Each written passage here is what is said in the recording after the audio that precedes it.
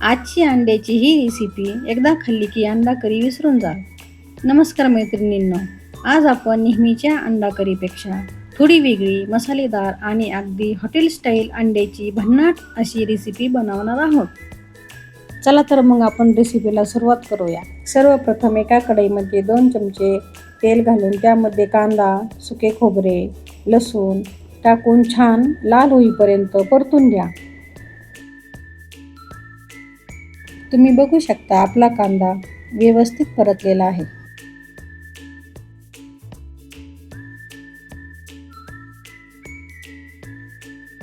आता हे सर्व थोडेसे थंड झाल्यानंतर त्यामध्ये कोथिंबीर आणि पाणी घालून अगदी बारीक वाटून घ्या.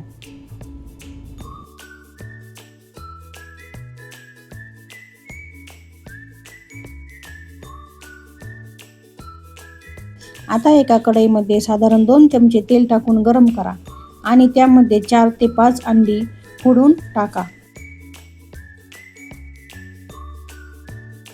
त्यामध्ये चवीनुसार मीठ आणि लाल तिखट घालून अंड्याचे हलकेसे भुर्जीप्रमाणे मिश्रण तयार करून घ्या. तुम्हाला हवे तसे तुम्ही अंडे कमी किंवा जास्त करू शकता. मी येथे 4 ते 5 अंडी घेतलेली आहेत. हे तयार झाल्यावर एका प्लेटमध्ये काढून ठेवा. आता कढईमध्ये पुन्हा 3 ते 4 चमचे तेल घालून त्यामध्ये हळद, चिकन मसाला, घरचा मसाला आणि आपण तयार केलेला मसाला घालून तेल सुटेपर्यंत व्यवस्थित परतून घेऊ. यामुळे गिरवीला अप्रतिम चव आणि रंग येतो. आपला मसाला परततो आहे तोपर्यंत मी ते दुसऱ्या गॅसवरती गरम पाणी करायला ठेवलेलं आहे.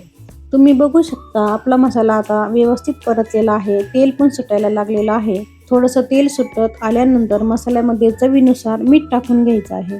मीठ टाकल्यानंतर आपण याच्यामध्ये गरम पाणी करायला ठेवलेलं होतं ते पाणी टाकून घेऊ आणि एक उकळी येऊन देऊ.